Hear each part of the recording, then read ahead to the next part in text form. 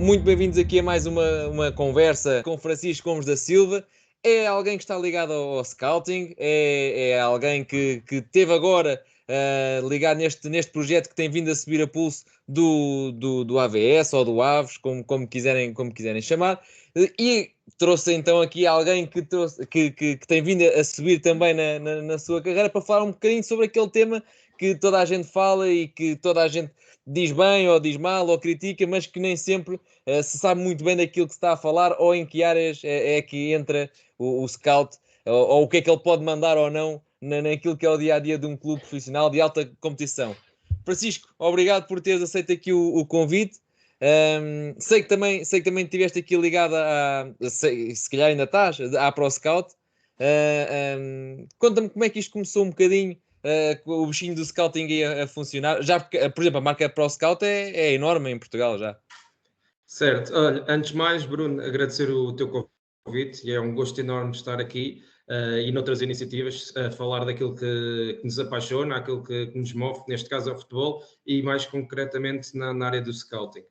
Para falar diretamente daquilo que estamos aqui hoje, sobre a pergunta que me fizeste, a Pro Scout foi um projeto que iniciei com um grupo de amigos em 2016, porque lá está, porque foi este bichinho que despertou da área do futebol. Eu joguei até aos meus 18 anos num contexto aqui distrital, na formação. Entretanto, entrei na faculdade, comecei a escrever análises para uma página que eu criei no Facebook, comecei a colaborar com o Benfica no departamento de prospecção, comecei a escrever na altura para a revista Futebolista e fui desenvolvendo esta área, também a fazer algum trabalho de campo na área da análise, trabalho de campo também como treinador adjunto da formação, e gostei sempre desta área do scouting. E depois, através dos artigos, das análises que fiz para a revista Futebolista, acabei por ser convidado para integrar o departamento de prospecção do Benfica. Pronto. Seguindo este caminho, em 2016 criei a Pro Scout com um grupo de amigos, que ainda hoje, como tu disseste bem, é uma marca conceituada nesta área de análise de equipas e de jogadores, sendo que eu, na altura, quando depois entrei no Vila Franquense, em janeiro de 2021, acabei por sair do projeto. Obviamente que tenho lá pessoas, amigas minhas, da minha confiança, pessoas que deram continuidade ao projeto, mas por uma questão também de conflito de interesse e de respeito daquilo que era o meu trabalho na área do scouting no Vila Franquense, acabei por prescindir do projeto. E agora vamos ver, uma vez que, como também disseste, estive ligado ao AVS e no final do mês de junho, e agora estamos aqui num processo muito inicial de perceber para onde é que me vou virar um pouco, apesar de já ter aqui algumas coisas já bem definidas quanto a isto, mas a ideia será sempre estar ligado à área do scouting, mas talvez noutra vertente, na mais vertente de consultoria, não propriamente um trabalho específico com o clube, Claro. mas mais numa vertente de consultoria. Sim, e se calhar até dir-me-ás tu, mas se calhar numa vertente de consultoria acaba por ser até mais estável, porque num clube tu tanto podes fazer um scouting assim muito mais local, como também podes fazer além fronteiras ou um fim de semana em cada lado, não sei. Sim, isso é verdade. Eu vou-te explicar, até porque acho que também é do interesse que quem vai Claro. ver o podcast. Eu entro em janeiro de 2021 no Vila Franquense, numa altura ainda de Covid, com a ideia de implementar e desenvolver o departamento de observação, de scouting. Foi isso que foi feito. Depois acabámos por ter mais colegas meus que, numa primeira fase, um colega meu brasileiro que veio, ou seja, estávamos a trabalhar os dois no Vila Franquense, depois ele saiu, veio outro colega brasileiro, depois tivemos outro colega, ou seja, o departamento começou a expandir ainda na altura do Vila Franquense, ou seja, éramos dois colegas portugueses e um brasileiro. E agora, mais recentemente, no Aves, nos últimos meses, ou seja, conseguimos meter outro brasileiro, metemos um argentino a trabalhar na América do Sul, e a ideia era continuar a expandir, ou seja, estamos a falar de um contexto muito específico daquilo que é o contexto do AVS, um clube da segunda liga ter um departamento de scouting com 3, 4 elementos divididos em termos daquilo que era a geoestratégia, ou seja, tinha o meu colega que estava mais responsável pela organização do departamento, que estava no norte do país, eu mais cá em baixo em Lisboa, tinha outro colega no Brasil, outro colega na Argentina e tinha ainda também uma pessoa lá mais ligada à área da análise de dados e tratamento de informação no clube. Isto aconteceu num espaço nos últimos 2-3 meses, digamos assim, sendo que a ideia do dono era expandir. Obviamente que aquilo que tu falas é verdade, num clube acabamos por viajar muito, por exemplo, os meus mercados de atuação eram muito cá em Portugal, mas também na Europa e mesmo em África, ou seja, mercados, por exemplo, como França, Holanda, Croácia, Suíça e outros países africanos a nível de torneios jovens, acabavam por ser os mercados que cobria mais e por isso tem que haver uma grande disponibilidade e predisposição para viajar e estar aos fins de semana fora, que era o que acontecia. Na área de consultoria é um pouco diferente, porque o que fazemos é basicamente intermediar aqui algumas situações, saber quais é são as necessidades dos clubes.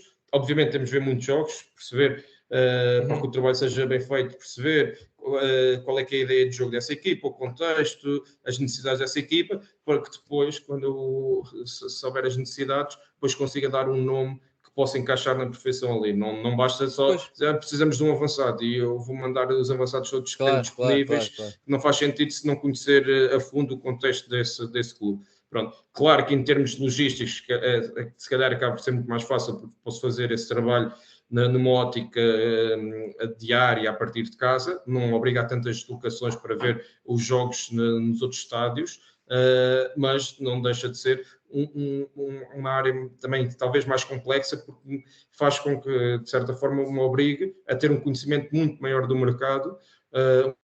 Uma coisa é observar jogadores com um contexto específico do AVS, de segunda divisão ou mesmo primeira liga. Outra coisa é hoje estar a ajudar um clube em Portugal, amanhã um clube na China, no dia a seguir um clube na Arábia, no dia a seguir um clube nos Estados Unidos, ou seja, tem uma abrangência muito maior daquilo que é o mercado e obriga-me a estar muito mais atualizado e informado sobre aquilo que é o dia-a-dia do mercado de transferências, dos jogadores que estão disponíveis, dos jogadores que estão a aparecer e por aí fora.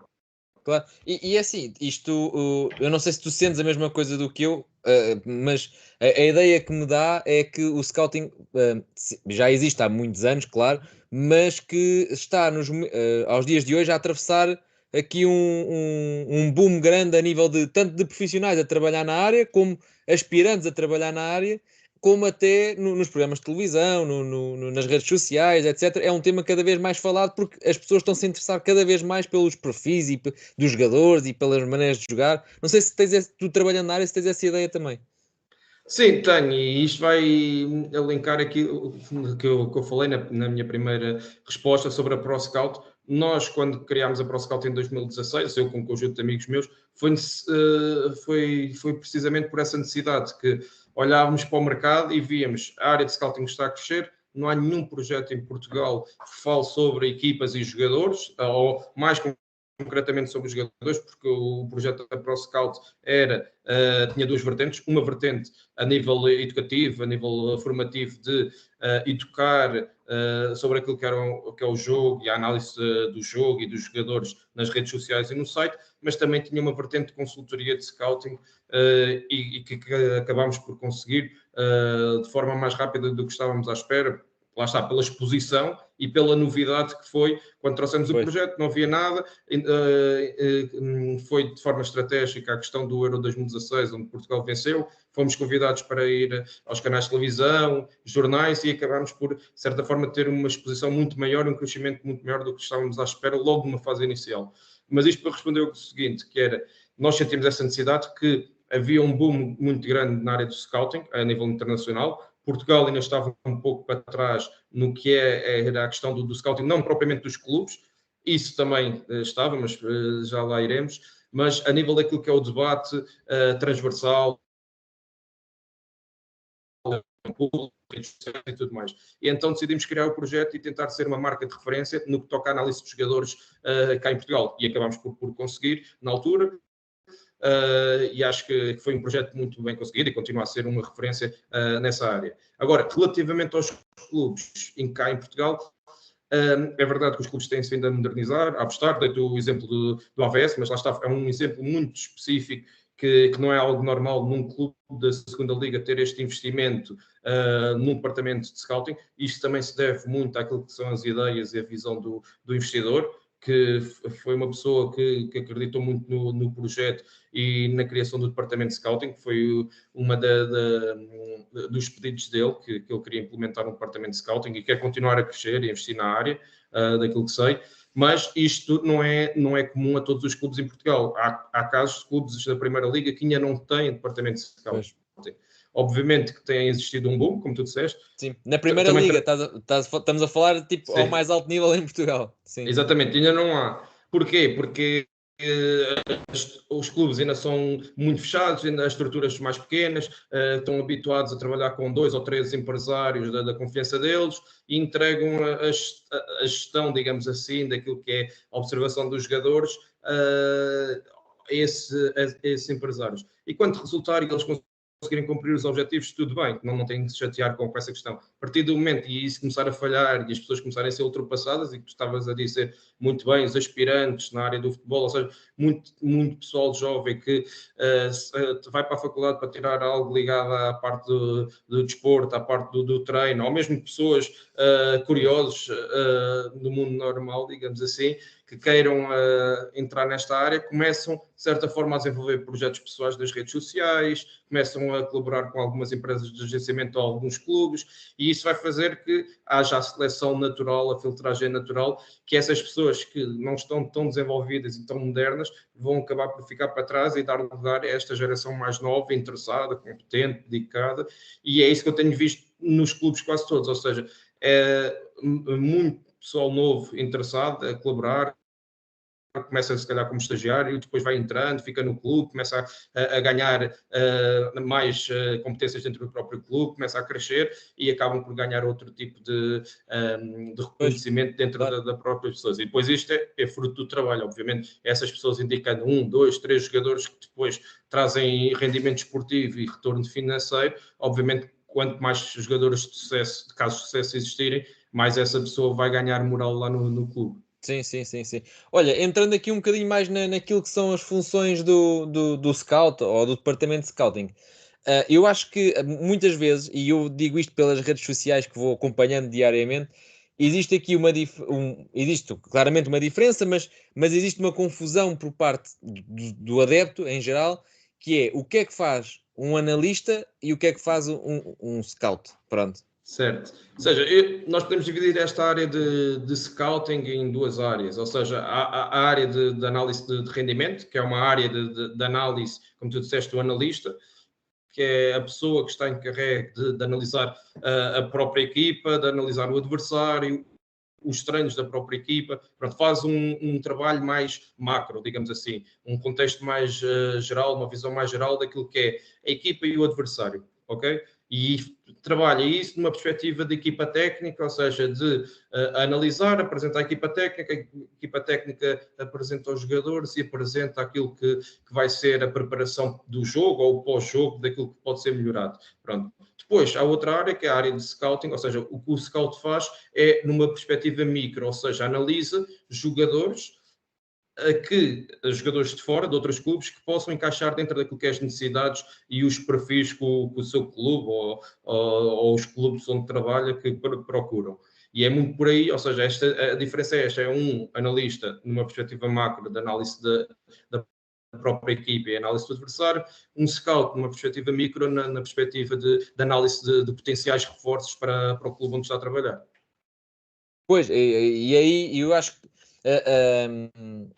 e é aí que eu acho que por aí daí as confusões, pronto, da malta, porque metem tudo no mesmo saco, muitas das vezes, pá, e na verdade cada um depois tem as suas funções.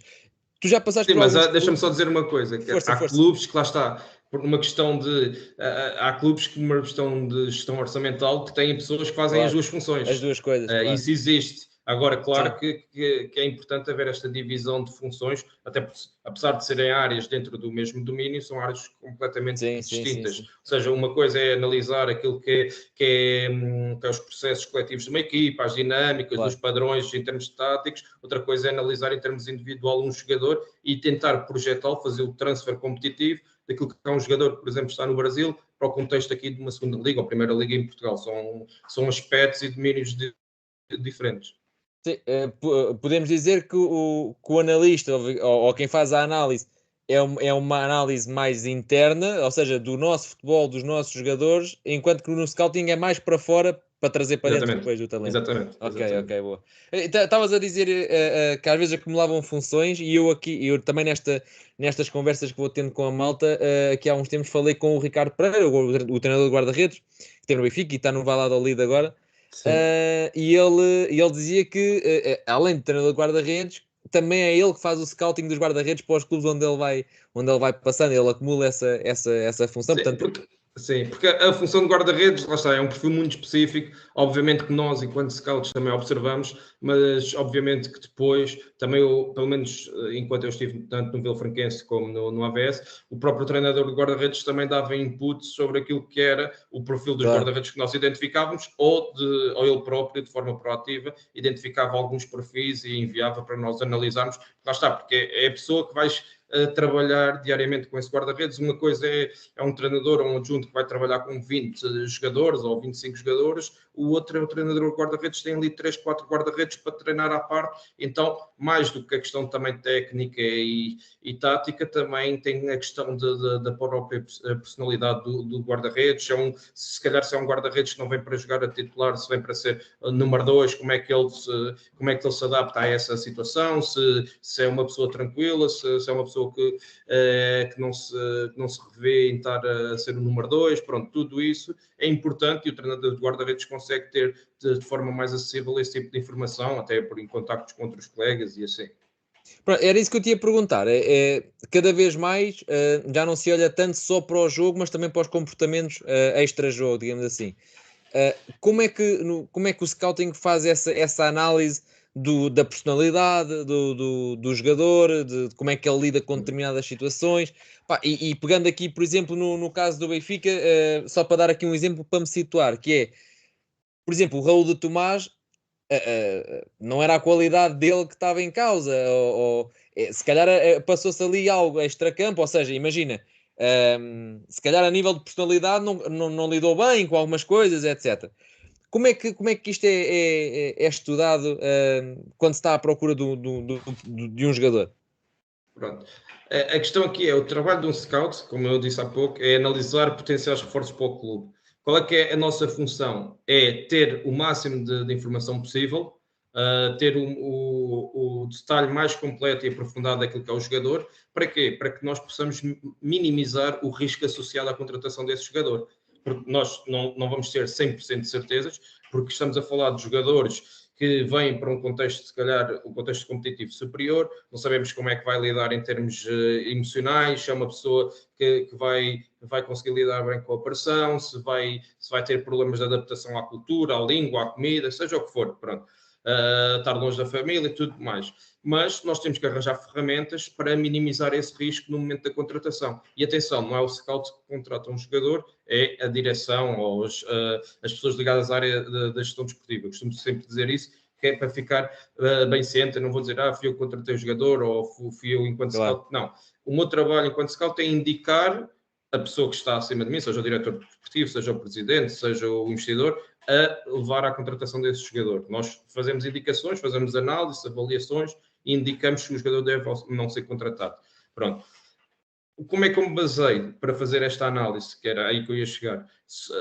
Num modelo de four corner, ou seja, de 4 cantos, que é o modelo que a Federação Inglesa utiliza, e eu próprio também tirei lá algumas formações, e então basei muito nisso, que é, o primeiro é técnico e tático, o segundo é físico, o terceiro é psicológico e o quarto é social. Estavas-me a falar da questão de psicológico e questão social, porque primeiro técnico e tático dá para perceber, passe, recepção, cruzamento, por aí fora, a tática, a questão do conhecimento tático, posicionamento, visão de jogo, física, a questão da velocidade, mobilidade, força, pronto. Questão psicológica, há mecanismos de ver isso em jogo, ou seja, um jogador que está a jogar, a sua equipa, por exemplo, é favorita contra uma equipa que não é tão favorita, e de repente o jogador vê-se um jogador sem compromisso, desligado do jogo, que sabe que tem muita qualidade e que a qualquer momento resolve, mas o resto do jogo passa ao lado. Pronto,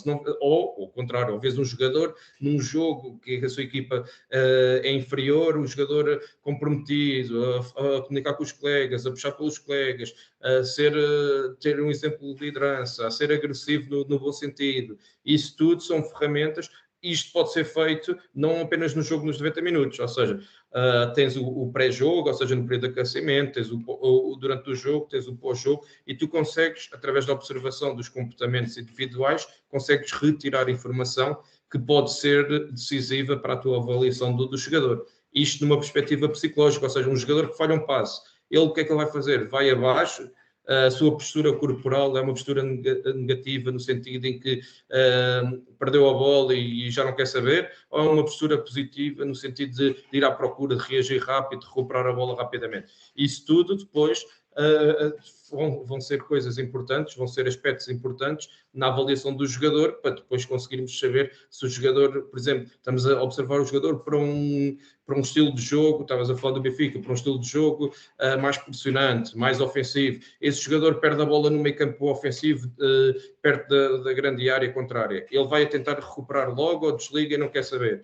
Se calhar se esse jogador depois vir para o Benfica e se for obrigado à questão da repetição do esforço, de muitas vezes um extremo ir à linha de fundo, cruzar, mas depois perde a bola 10 vezes, não corre para trás, se calhar então não vai adaptar-se tão bem aqui a um contexto mais exigente. Agora, se for um jogador que tu vês, ok, ele tenta 1, 2, 3 vezes, perde a bola, mas a seguir vai atrás e recupera a bola logo no último terço, então se calhar pode encaixar numa filosofia de jogo, numa ideia de jogo mais pressionante, mais ofensiva. Pronto, estou a dar pequenos exemplos para conseguir contextualizar. Claro. Pronto, depois tens a parte social, que é a parte também importante. Claro que as redes sociais configuram uma importância extrema naquilo que é a vida social das pessoas e dos jogadores, mas também sabemos que não nos devemos cingir pela aquilo que é a exposição nas redes sociais, porque sabemos que muitos jogadores já são aconselhados e já têm empresas também de marketing a fazer esse trabalho, por isso sabemos que a imagem que passa lá nas redes sociais também é muitas vezes filtrada. Mas se tu vires um jogador a meter, claro que não é por causa disso que se calhar vai ter um melhor ou pior rendimento, mas vires um jogador a pôr histórias em festas e tudo mais, ou se vires no lado contrário, vires um jogador já com família, responsável, a meter stories dos filhos e tudo mais, se calhar a tua análise vai ser diferente, a tua percepção daquilo que queres enquanto jogador, enquanto homem, enquanto pessoa, vai ser diferente. E isso são pequenos aspectos, claro que não vão ser decisivos, mas são mais informações, são mais valia para aquilo que é a tua análise e a avaliação do jogador. Ok. E diz-me uma coisa, o scouting, o departamento de scouting também pode fazer scouting interno do estilo aconselhar alguém que já está no clube, por exemplo, de equipa B ou de formação? Sim, é assim, eu costumo dizer que antes de fazermos scouting externo, temos que conhecer muito bem aquilo que temos dentro de portas. Não vale a pena, por exemplo, não é o caso que nós ali no Vila Franquense e no ABS só tínhamos sub-19 e equipa principal. Mas se calhar para equipas que tenham um contexto sub-23, estás à procura de um lateral direito para ser alternativa ao titular. E se calhar tens dentro de portas um lateral direito do sub-23 muito bom, não faz sentido se calhar ires contratar alguém lá fora, até mesmo por uma questão de otimização de recursos financeiros, porque se tu ires buscar um jogador lá fora, se for estrangeiro, a taxa de inscrição é muito maior. Tens a questão das viagens, a questão do alojamento, a questão ou seja, tudo em termos financeiros, a operação vai ser muito mais cara do que apostar de um jogador que já está dentro de portas, dentro do clube, com contrato e tudo mais. Pronto, e por isso é que eu digo, antes de olharmos para fora, temos de ter um conhecimento muito aprofundado daquilo que temos dentro de portas. E isso acho que é ponto assente, e por isso, obviamente, que depois depende da abertura e da dinâmica, da relação que tens com o diretor desportivo, com o treinador, para teres essa abertura de, não, mister ou diretor, em vez de ir buscar alguém lá fora, porque é que não apostamos aqui neste jogador que está no sub-23 e que nos pode dar o mesmo rendimento ou até superior, por exemplo. Ok. Tu já passaste por alguns clubes e também lidas de perto pronto, através da ProScout foste lidando com outros. O que é mais normal? Não estou a dizer que é o que é o mais certo ou o que tu tiveste agora em último a trabalhar, mas o que é mais normal? É o scouting escolher de acordo com uma filosofia do clube ou é o treinador que chega e impõe o perfil que quer? Isso é uma pergunta interessante e acho que é sempre pertinente. Eu acho que, lá está, eu através da ProScout colaborei com alguns clubes, mas mais de perto e daquilo que foi o meu trabalho diário foi, sem dúvida, nestes últimos 3 anos e meio, no Vila Franquense e no AVS. E aquilo que nós tentávamos era ou seja, existia aqui uma ideia comum e era simples, a ideia é visível, ou seja, tentávamos trazer jovens com potencial, com margem de crescimento, com um rendimento imediato para jogarem, serem valorizados e depois serem vendidos. Mas, ao mesmo tempo, tínhamos aqui um misto de experiência, de jogadores já com alguma maturidade competitiva, com alguma experiência em contexto de primeira e segunda liga, que podiam dar este aporte, esta base sólida para que os jovens pudessem crescer de forma natural e sem pressão. Ou seja, havia este misto dentro do plantel.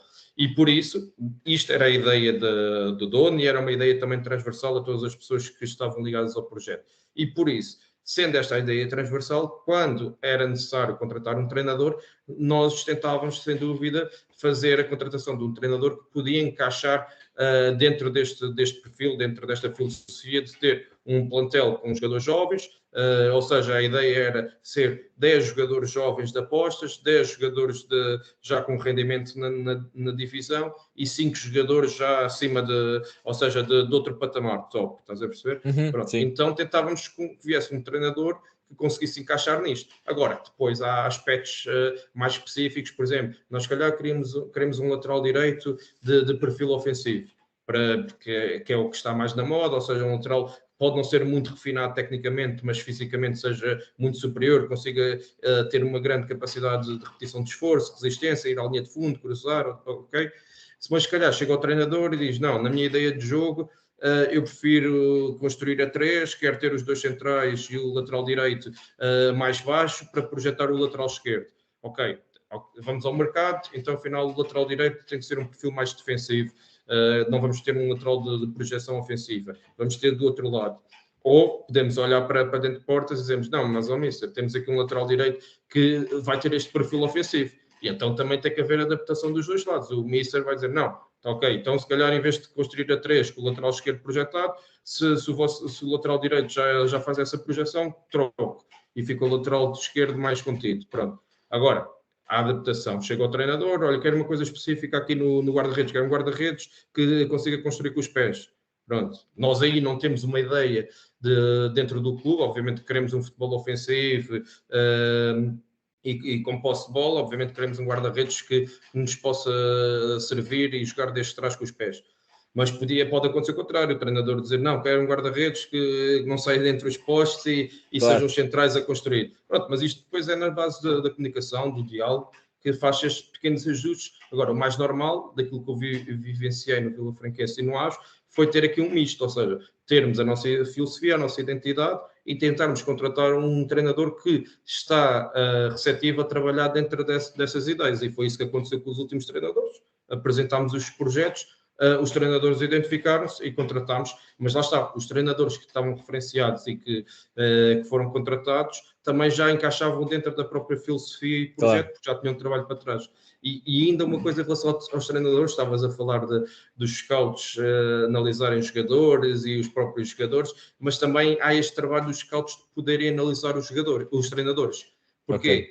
Porque que acaba por ser interessante, porque nós, enquanto scouts, vamos ser as pessoas que vamos ver mais jogos daquilo que é a estrutura diretiva do clube. Pois, claro. E por isso, na altura de mudar de treinador, somos as pessoas que se calhar temos mais conhecimento de como é que os outros treinadores trabalham, como é que jogam, e depois, claro, cabe ao diretor desportivo, ao presidente, ao dono, falar com algumas pessoas que conhecem dos clubes onde esse treinador passou para recolher questões mais técnicas, específicas da forma de trabalhar, em termos humanos, a forma de gerir os treinos, mas daquilo que nós conseguimos observar enquanto scouts no dia-a-dia, nos jogos, ao fim de semana, podemos e devemos, e aconteceu isso por várias situações, de indicar alguns perfis de treinadores quando existia espaço para entrar um novo treinador.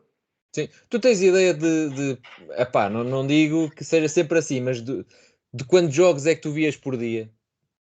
É assim, não, tu há bocado perguntaste no meu dia-a-dia, eu vou-te explicar mais ou menos. Ou seja, ali à segunda ou terça eram os dias mais ou seja, se calhar a segunda era o dia que dava para fazer os relatórios, ou seja, é mais fácil começar de sexta para a frente, ou seja, ok. sexta, por exemplo, já há jogos da Liga 3, dava para ver jogos da Liga 3. Sábado e domingo, por exemplo, ver jogos da segunda Liga, Liga 3, da Primeira Liga, e ver alguns jogos em vídeo. Ou seja, em média, dava, por exemplo, uns 8 a 10 jogos por fim de semana. E o que é que nós fazíamos? À segunda-feira, segunda, terça-feira, metíamos os relatórios na plataforma que utilizávamos. Se calhar à terça ou à quarta, dependia se conseguimos despachar tudo à segunda ou não, mas terça ou quarta conseguimos tirar um dia, começámos a preparar a semana seguinte, depois ali, se calhar há dias que à terça e à quarta já há jogos do Sub-23, dava para ir ver, à quinta começávamos a ver algumas coisas, ou se calhar víamos, por exemplo, queria ver um jogo em vídeo da Croácia, que não consegui ver, por exemplo, durante o fim de semana, porque andei de um lado para o outro a ver jogos cá em Portugal. Então, se calhar aproveitava quarta ou quinta para ver esse jogo em vídeo. Pronto, na sexta-feira começava outra vez, já corria aqui em Portugal. Yeah. Pronto, era muito assim, ou seja, é este o nosso microciclo em termos de scouting, é muito esse. Mas em termos médios, víamos 8, 10 jogos, ou seja, eu creio que a última época vi à volta de 240, 250 jogos a época toda. Fora um torneio que fui à África, onde vi para aí 40 jogos. Por isso, estamos a falar entre 250 a 300 jogos numa época desportiva. Claro. Sendo que nós agora na última época no ABS, nós vimos os jogos e tínhamos que fazer o relatório de todos os jogos. Ou seja, fazemos um relatório numa plataforma que utilizamos, onde avaliávamos todos os jogadores com uma nota, mesmo os jogadores que não interessavam. Okay. Ou seja, tinha esse trabalho duplicado, mas que era um trabalho importante para filtrar a informação e ficava registado em termos futuros tudo aquilo que nós fazíamos e tudo aquilo que nós achávamos que tinha perfiláveis ou não. Agora, é muito mais fácil ir ver o jogo, vejo o jogo, olha, gosto destes 2 ou 3 e faço o relatório só dos 2 ou 3. Poupava imenso tempo, imenso trabalho. Mas nós no Aves foi também decisão do diretor desportivo que implementou esse método de observação, método de trabalho, que era íamos ver o jogo e fazíamos o relatório de todos os jogadores que vimos no jogo. Mas, claro que era um relatório mais simples, ou seja, dávamos uma nota, dávamos uma classificação e dizíamos se o jogador tinha ou não qualidade para integrar o projeto do AVS, ou seja, não era um relatório muito exaustivo, era um relatório mais quantitativo, de 1 a 10, uma coisa assim. Sim. Por exemplo, pode acontecer num departamento de scouting maior ou com vários elementos, por exemplo, tu foste ver o jogo, sei lá, do Feirense com o Mafra, por exemplo. E estava lá um lateral direito que até gostaste e fizeste um relatório positivo para aquele jogador. Entretanto, o jogador em janeiro mudou e até foi um colega do departamento que foi vê-lo no jogo do Mafra com o Leixões. Pronto. E a nota já não foi igual. Não quer dizer que seja negativa, mas a percepção do jogador foi diferente. Isto pode acontecer? Pode acontecer e aconteceu várias vezes, não é? Claro que o mais normal é termos classificações semelhantes, ou mais um para cima, ou mais um para baixo. Claro. Agora, classificações muito dispares pode acontecer, obviamente, ou porque o jogador, por exemplo, eu dou uma classificação boa, vejo este jogador 3 ou 4 vezes, dou uma classificação boa. Portanto, ele muda de clube, ou vai lá acima ao Norte jogar e o meu colega do Norte vai vê-lo e está a vê-lo pela primeira vez. Obviamente não vai ter em consideração a minha nota, porque nós até tínhamos essa questão na plataforma, ou seja, não conseguíamos ver as notas uns dos outros, também para não influenciar e muito bem. Mas se calhar o jogador nesse dia corre mal o jogo, acordou mal disposto, uma coisa qualquer, e então ele dá-lhe uma nota negativa.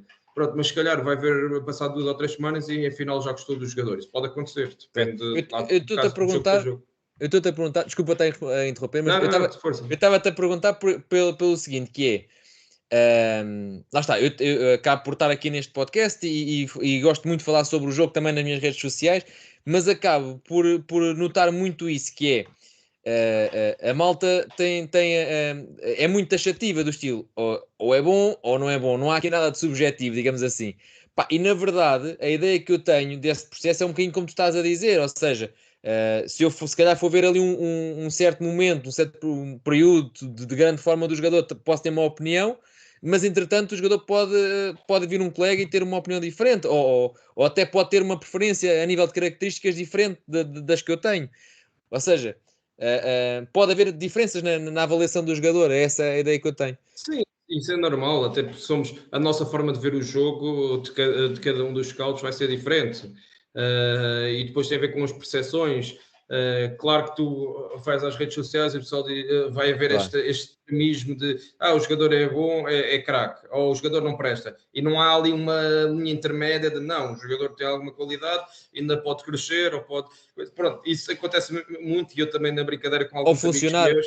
ou funcionar em determinado contexto, porque às vezes pode não funcionar Exatamente. ali e funcionar acolá. Sim, Eu sim. costumo, eu costumo dizer que não há jogadores maus, depende do contexto. Se calhar há um jogador que joga aqui na Primeira Liga e é curto para um contexto Benfica, Sporting ou Porto, mas se calhar para um contexto logo abaixo, se calhar serve e vai ter um bom rendimento.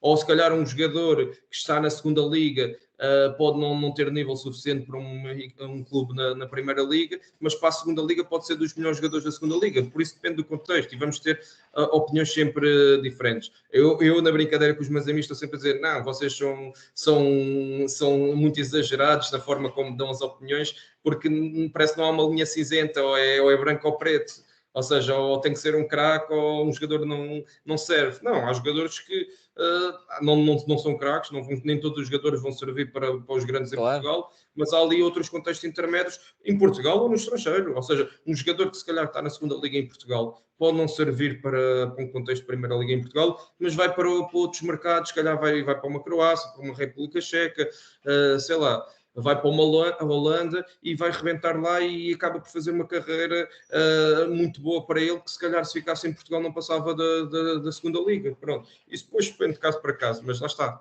Acima de tudo depende do contexto onde os jogadores estão inseridos. Sim, olha, pegando nessa questão que estavas a falar, ou seja, o Benfica tem mandado vários para o Celtic, e lá acabam por resultar o que cá não estava a acontecer, Não. e isso é normal de acontecer. Eu ia te perguntar há pouco, logo ao início da gente começar a falar, falaste na questão da geoestratégia que estavas a viver no clube onde estavas. Como é que isso como é que isso se define? Que é, como é que um clube chega e diz assim: não, a gente vai apostar na Argentina, não, a gente vai apostar na Alemanha, não, a gente vai apostar no mercado de leste? Sim. Como é que isto se define? Não, isso é definido através daquilo que são as ideias orientadoras, a estratégia do dono, mas obviamente em comunicação e em diálogo com aquilo que é a estrutura. Por exemplo, o dono, neste caso do Vila Franquense e do AVS, é brasileiro, obviamente que ele tinha interesse em trazer jogadores do mercado brasileiro. Pronto. Pois. A seguir, o que é que definimos? Ok, quais é que são os mercados aqui mais próximos e emergentes? Temos aqui Espanha. Obviamente não estamos a falar de primeira divisão, nem segunda, estamos a falar da primeira ref, que é a terceira divisão espanhola. Há muitos jogadores a vir de Espanha, a chegar a Portugal, que acabam por ter sucesso e depois são vendidos para outros contextos. Ok, outro mercado que também é interessante de acompanhar, o mercado aqui de França, lá está, também do National 1, que é a terceira divisão de França. Há ali qualidade, os jogadores não são caros, os jogadores vêm, fazem lá contratos de 2 anos, conseguimos identificar e buscar os jogadores. Pronto.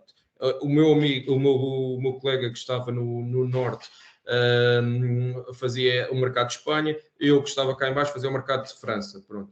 Depois, olha, Holanda tem ali jovens na segunda divisão, jovens que estão ligados às equipas B, mas também não ganham assim tanto aos primeiros contratos profissionais. Podemos ir lá buscar alguns jovens, vamos observar.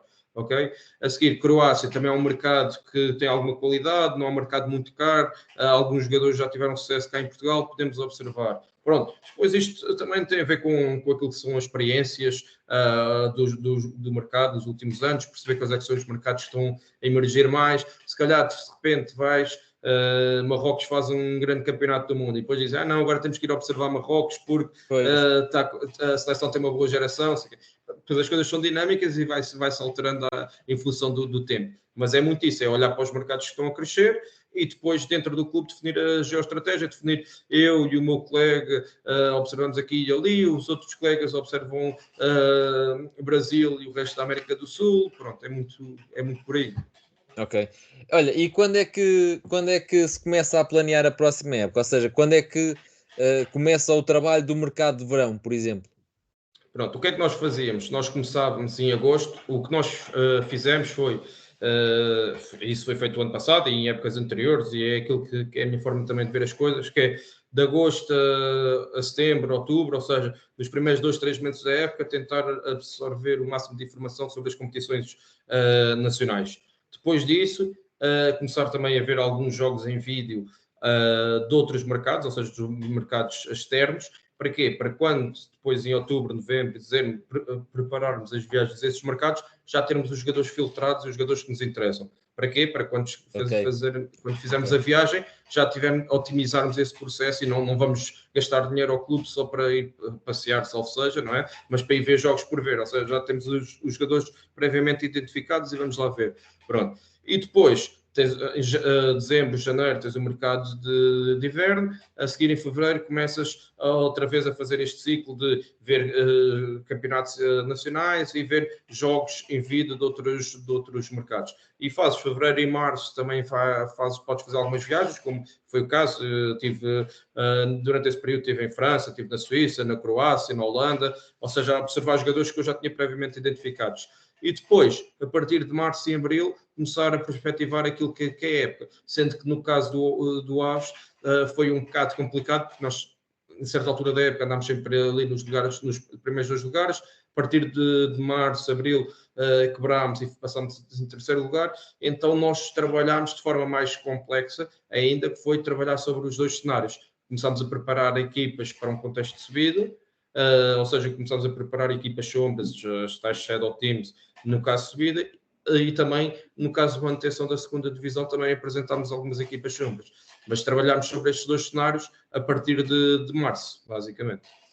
Pois é, porque a ideia que eu tenho é que o departamento de scouting de um clube tem que ser mesmo composto por pessoas que sejam muito flexíveis e que tenham essa capacidade de trabalho, porque imagina, tu estás a preparar após o mercado de inverno, estás a preparar já o de verão. Entretanto, os resultados correm mal, o treinador sai, muda tudo outra vez. Entretanto, lá está, Marrocos faz uma grande campanha no europeu não, desculpa, no Mundial. Epá, então vamos ver ali, há ali uma dica de quem manda no clube para vamos apreciar aquele mercado. Pode subir, pode não subir, ou pode descer, ou pode não descer. Ou seja, isto exige uma flexibilidade enorme, porque senão os planos vão por água abaixo muito rápido se não houver essa flexibilidade. Sim, eu acho que tem que haver uma linha transversal, tem que dizer, ok, obviamente que se o clube subir para a primeira divisão, o orçamento vai ser outro, as condições vão ser outras, os perfis, ou seja, os perfis que nós vamos ter acesso vão ser outros, em termos de disponibilidade financeira, mas os perfis em termos de qualidade técnica e tática vão ter que ser os mesmos se nós ficarmos na segunda liga. O que vai mudar é aqui a disponibilidade, os recursos financeiros que vamos ter. E por isso, com base nisso, vamos trabalhar, ok, vamos trabalhar o cenário de primeira liga. Não subimos, então vamos focar aqui naquilo que nós já tínhamos feito para um cenário de segunda liga. E assim adiante, lá está, tem que haver muita flexibilidade e dinâmica, porque lá está, futebol deve ser o desporto mais dinâmico, as coisas mudam, o que hoje é verdade amanhã é mentira e vice-versa, e a bola bate no poste e vai para dentro e está tudo bem, a bola bate no poste e vai para fora e o treinador é despedido, muda não sei quantos jogadores, por isso é tudo muito dinâmico e temos que estar sujeitos a isso. Vocês indicam os jogadores e conforme tem sucesso, ótimo. Mas, por exemplo, se o jogador chega e vira flop e não rende, é-vos cobrado isso ou passa um bocadinho ao lado porque, olha, o contexto não deu, a equipa também não ajudou, o treinador também não ajudou e passa um bocadinho ao lado depois da responsabilidade do scout? Não, acho que há os 2 casos. Tem que haver sensibilidade para perceber se o jogador falhou por questões pessoais do próprio jogador, se não se adaptou, se não vinha preparado e tudo mais. Tem que haver essa sensibilidade por parte da administração. Mas também se virmos, olha, o jogador não tinha mesmo qualidade, ou o jogador veio, mas vocês disseram que ele era muito bom e afinal não é. Claro que tem que devem cobrar aquilo que é o trabalho do scout, porque lá está, porque não é só dizer não, podem contrata tudo, e depois chega aqui um jogador, uma coisa é o jogador ter qualidade e ser visível, mas por qualquer bloqueio em termos psicológicos, por estar longe da família, cultura, isso não se adapta. Outra coisa é o jogador vir e não conseguir jogar naquilo que é um contexto competitivo elevado. E aí Pois. acho bem que a administração possa cobrar os scouts. E Sim, aconteceu, e é normal isso acontecer. tu tens muitos casos dessa questão mais emocional da família, etc., de impedirem rendimento em jogadores? Eu posso-te falar de um caso específico de um avançado francês que fomos buscar para o Vila Franquense, que eu tinha visto a jogar em França, vi vídeos, vi a jogar ao vivo. Nós fomos buscar, na altura acreditávamos mesmo no jogador, porque pensávamos que era um perfil top e continuo a achar que acho que é um perfil muito interessante para aquilo que era o contexto competitivo onde estávamos inseridos. E também é importante recordar o seguinte, que é, eu entro no Vila Franquense em janeiro de 2021, na altura estávamos a lutar para não descer divisão, tanto é que depois acabámos por descer, mas pela situação do Covid de piedade ficámos. Depois, no ano seguinte, já fizemos uma melhor classificação no meio da tabela. No ano seguinte ainda fizemos, ou seja, foi um processo gradual. E os jogadores que eu comecei quando entrei em 2021, para o Vila Franquense, não tem nada a ver com os jogadores que eu observei, por exemplo, no verão passado, quando criámos o plantel para atacar a segunda liga com o AVS. Pronto. Porquê? Porque houve este crescimento natural do projeto. Mas, naquele momento, este avançado francês tinha todas as condições em termos físicos e técnicas para render aqui no contexto de segunda liga em Portugal. Ele vem, chega no último dia de mercado, logo por aí já parte em desvantagem em relação aos outros em termos de pré-época. Chega, teve ali alguns problemas de adaptação, era uma pessoa mais reservada, não tinha tanta esta abertura com os outros colegas, não teve tantas oportunidades. Na época seguinte vem outro treinador que queria começar a apostar nele, mas atenção, ele quando jogou mostrou, nos poucos minutos que teve, até marcou e teve bem, e era um jogador que, independentemente de ter ou não oportunidades, dava tudo nos treinos, e tu vias nos treinos que ele tinha qualidade, mas não se sentia, talvez o treinador não sentia que podia confiar nele, não o utilizava tanto. Na outra época chega um treinador que quer apostar nele, estava a gostar, está a fazer uma grande pré-época, lesão no menisco, sai 2, 3 meses fora, não é operado, volta, a coisa tem uma oportunidade, não sei o quê, estava bem, estava a treinar bem, outra vez lesão no menisco, aí teve mesmo que ser operado 2, 3 meses fora. Pronto. O próprio jogador, em termos mentais, lá está, o jogador estava sozinho, jovem, com 25, 26, 27 anos, sozinho, sem família aqui, sem namorada aqui, ou seja, com as questões das lesões, afastado do seu país, da sua cultura, acaba por ir abaixo, que é natural. E essa questão da adaptação sentiu-se mesmo, tanto é que o jogador depois acaba o contrato e deixou de jogar futebol. E é um jogador que tinha condições físicas e técnicas com boa formação em França e que eu acreditava e continuo a acreditar que ele se tivesse tido, se calhar, mais oportunidades, não tivesse tido esses problemas de adaptação e das lesões, que podia ter, se calhar, rebentava na segunda liga e tinha dado o salto porque tinha um perfil muito interessante. Mas lá está. E fomos cobrados, e bem por isso, porque o nosso trabalho enquanto scouts é minimizar o risco e ter o máximo de informação possível. Mas depois há outras coisas que nos fogem do controle, que é saber a adaptação do jogador, se vai se adaptar ou não, se vai ter lesões ou não, e se não conseguimos prever o futuro, não é? Claro, não, isso é sempre complicado. As lesões então é totalmente imprevisível, né? Porque pode acontecer a qualquer Claro. altura. Olha, eu ia-te perguntar aqui algo que eu também tenho aqui uma curiosidade, que é, existe alguma relação entre os scouts que vão observar jogadores e a gente? Ou seja, imagina, tu tens bons contactos com esta gente e então, quando tens que procurar um defesa direito, se calhar até podes perguntar, olha, tens aí alguma coisa em carteira que me possa interessar? Isto existe, esta relação?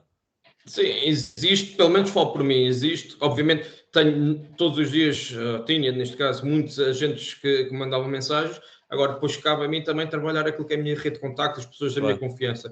E se calhar, obviamente, não quer dizer que não vá ligar tanto, mas se calhar vou dar mais prioridade e mais importância a um agente de uma empresa grande que vai ter acesso a outro tipo de jogadores do que se calhar um agente que não tem ainda tanta expressão e que não tem jogadores de um nível tão bom como para o nosso contexto. Pronto. E isto era também o nosso trabalho enquanto scouts no dia a dia, também tem muito a ver com isto, tem a ver com as ligações, com as relações humanas, do contacto, do networking. E eu fazia muito isso, diariamente falar com agentes, Aliás, nós próprios, aquilo também estava definido enquanto clube, era sermos nós, enquanto scouts, a fazer uma primeira abordagem ao agente para saber se o jogador tinha interesse ou não, para saber as condições, para depois passarmos toda essa informação ao diretor desportivo. Ou seja, nós quando passamos a informação ao diretor desportivo, já sabemos a informação completa, se o jogador tinha interesse, não tinha, qual é que eram os valores, quais é que não eram os valores, e isso fazíamos tudo, que era para depois o diretor desportivo, com a informação toda do seu lado, a tomar a decisão se avançava para a contratação ou não do jogador. Pronto, mas isso sim, sem dúvida que nós temos essa relação diária com os agentes. Sim, pronto, por acaso tinha essa curiosidade porque muitas das vezes, é comum de observar, mesmo ao mais alto nível, ou seja, os clubes fazem muitos negócios com o mesmo agente, por exemplo. Isto tinha que vir de algum lado, ou seja, tem que haver esse tipo de contactos, essa rede de contactos de confiança que estavas a falar. Isso depende, desculpa interromper, claro. Só a dizer, isto depende também, lá está, da dinâmica e da estrutura do clube. Se calhar num clube como o nosso, onde nós estávamos, se calhar era normal eu fazer esse tipo de contactos, se calhar há outros clubes que não querem por uma questão de disposição, que os scouts tenham este tipo de contacto com a gente, e os scouts fazem só a análise do jogador, estão ali, fazem a análise do jogador, mandam para o diretor técnico, ao diretor desportivo, e é ele que faz esse contacto. Eu sei de casos disso, ou seja, o scout limita-se, e já é muito, fazer a observação e a análise do jogador, indica os jogadores para o diretor técnico, e o diretor técnico é que dá seguimento e vai falar com a gente. Por isso depende muito daquilo que é a liberdade que o clube se dá, da estrutura do próprio clube. Ok. Olha, e agora tocaste num ponto, na explicação que estavas a dar, tocaste num ponto interessante que é, tu estavas a dizer que o scout fala até com o agente do jogador e depois vai perceber se o jogador estaria interessado ou não a vir, para depois passar a informação ao teu diretor desportivo. Que tipo de contactos é que tu tens? Tu chegas a ter algum contacto mesmo com o jogador em si? Ou vais mesmo só até ao agente? Não, posso falar algumas vezes com o jogador, se for um jogador que eu conheço, ou que se tenha alguns jogadores que eu conheça, tenhamos amigos em comuns ou assim, posso conseguir chegar ao jogador, mas já está, é um contacto residual no sentido de dizer, olha, passa-me o contacto do teu agente, apresente-me, digo, olha, gostava de falar com o teu agente sobre a tua situação, pronto, e aí passa. Obviamente que depois posso estar inserido num processo de negociação, posso estar eu inserido e fazer uma chamada com o agente e com o jogador para apresentar o projeto, depois numa fase mais posterior isso ser feito só pelo diretor desportivo, mas lá está, depende também da ligação, da relação que tenha com o empresário. Se for um empresário que eu conheço há muito tempo e seja positivo para os interesses do clube, eu estar presente e estar o jogador também falo, pronto, mas isso pode ser possível, sim. Agora, tentamos ao máximo que isso aconteça o mínimo de vezes possível, porque acho que faz mais sentido ter esta ligação com o empresário, claro, não tanto com o jogador, e isso tem que ser mais feito através por intermédio do diretor desportivo. Eu estava-te a perguntar porque muitas das vezes sai nas notícias que Clube X já falou com o jogador Y, pronto.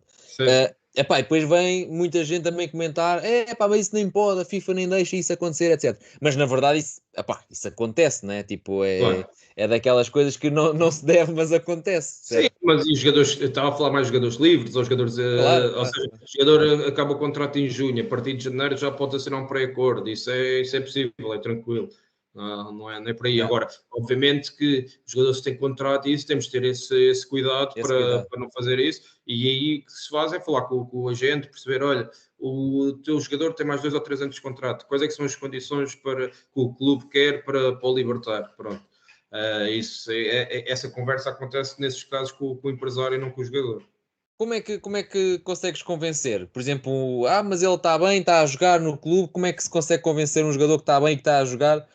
Eu estou a falar isto até porque a realidade do Aves, tipo, não é... por exemplo, num clube grande, podes convencer alguém que está a jogar dizendo assim, olha, vens para cá e a gente paga-te mais, né? Mas se calhar isto nem sempre acontece, às vezes tens que usar outros argumentos, né? Não, e é o caso, e tocaste num ponto importante, que é o caso precisamente do Aves, porque é um projeto sério, é um projeto estável, com pessoas competentes, mas que em termos financeiros, em termos orçamentais, não era dos clubes que pagava mais na segunda liga. E os jogadores sabem isso, ou seja, porque eles falam entre eles, uns com os outros, são colegas, alguns são antigos, jogaram juntos. Agora, acima de tudo, haver esse projeto estável que paga sempre certinho e direitinho a horas. Eles falam, isso é uma coisa que os jogadores valorizam muito, essa estabilidade em termos emocionais e financeiros. Ter uma estrutura forte também é fácil de convencer nesse sentido, de ter esse acompanhamento que também é muito importante do jogador, não só naquilo que é o jogo, mas também o dia-a-dia do treino e tudo mais. Pronto. Agora, obviamente, aquilo que podemos apresentar ao jogador é um projeto desportivo, mais do que a questão financeira, neste caso do AUS, é o projeto desportivo. Olha, vens para aqui, neste caso para um projeto de segunda liga o ano passado, vens para aqui jogar, vais-te valorizar, podemos subir divisão contigo, tu a seguir vais ter outro tipo de mercados interessados em ti, vais conseguir dar melhores condições a ti, à tua família e tudo mais. Vender o sonho ao jogador. Sim, o projeto, que ao fim e ao cabo que era aquilo que nós tínhamos para oferecer e que resultou, conseguimos buscar os jogadores que em circunstâncias normais não conseguimos buscar pela questão financeira e conseguimos atraí-los e convencê-los pela questão do projeto e depois também, obviamente, que tendo uma equipa técnica liderada pelo Jorge Costa, que é um treinador experiente e que toda a gente reconhece competência e tudo mais, dá logo outra credibilidade ao projeto e dá logo outro peso à escolha dos jogadores. Claro. Olha, tenho duas perguntas para te fazer. Uma é uma curiosidade. Esta é a última série, portanto. Ia-te a perguntar, e tu ao início disto tudo, que já falamos, falaste que estavas interessada agora na parte mais da consultoria, etc. Como é que ou seja, eu sou administrador de um clube, tenho o meu departamento de scouting, mas, por exemplo, existe a ProScout, existe a Goalpoint, existe... Pá, o Rui Malheiro sei que faz às vezes, o Tomás da Cunha sei que faz às vezes também. Tu agora vais entrar nesse mercado também da consultoria. Como é que, de que forma é que se concilia? Eu tenho o meu departamento de scouting, mas vou buscar a consultoria fora também. Como é que isto depois joga uma coisa com a outra? Ou seja, tem que ser sempre numa ótica complementar. Ou seja, tenho o meu departamento de scouting que só observa em Portugal. Ok, eu tenho contactos em Espanha, em França, ou que seja, eu vou algumas vezes à França, vejo alguns jogos em França, tenho lá contactos. Se quiserem, eu posso vos ajudar no mercado francês ou no mercado brasileiro, por exemplo, com os contactos que tenho e com os jogos que observo. E tem que ser sempre numa perspectiva, é isso que eu acredito. Ou seja, tem que ser sempre numa perspectiva complementar, não no sentido de ir subtrair e retirar trabalho a quem lá está, mas sim numa perspectiva de conciliar e criar sinergias para tornar o departamento mais forte e com acesso a mais informação. Ok, pronto. Então passamos aqui muito rápido à tal curiosidade que era, pá, há alguns clubes, e isto eu estou a dizer sem conhecer, mas é pelo que sai nas notícias, que têm usado as avaliações do jogo Football Manager para contratar. Epá, e é um facto, há alguns clubes, o Firmino foi contratado assim, né? Epá, quão real é aquele jogo para que os clubes se possam basear naquilo? Tu tens alguma ideia, tu como scout, por exemplo, imagina, tu fazes uma avaliação do jogador, se fores ver o perfil do jogador no jogo, não sei se já jogaste, calculo que sim, mas aquilo bate mais ou menos com o que tu achas do jogador? Não, isso acaba por ser uma pergunta engraçada e até porque eu já joguei, agora não tanto, mas eu próprio também já fiz parte da equipa de base de dados em Portugal. Ou seja, as pessoas que normalmente são selecionadas são pessoas que têm alguma sensibilidade, algum conhecimento e competência para fazer as análises.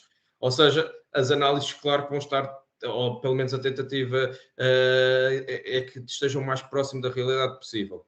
Eu não usei o jogo para me basear nas avaliações, mas posso utilizar o jogo para procurar, ou seja, ir lá à pesquisa, carrego as ligas todas e consigo, de certa forma, ir lá à pesquisa, ver quem é que acaba o contrato. Por exemplo, preciso de um lateral esquerdo português que está a jogar no estrangeiro e que acaba o contrato. Ok, está aqui, estes 5 ou 6, vou analisar. Ou preciso de um médio defensivo de sub-23 anos que possa ir para a Arábia Saudita.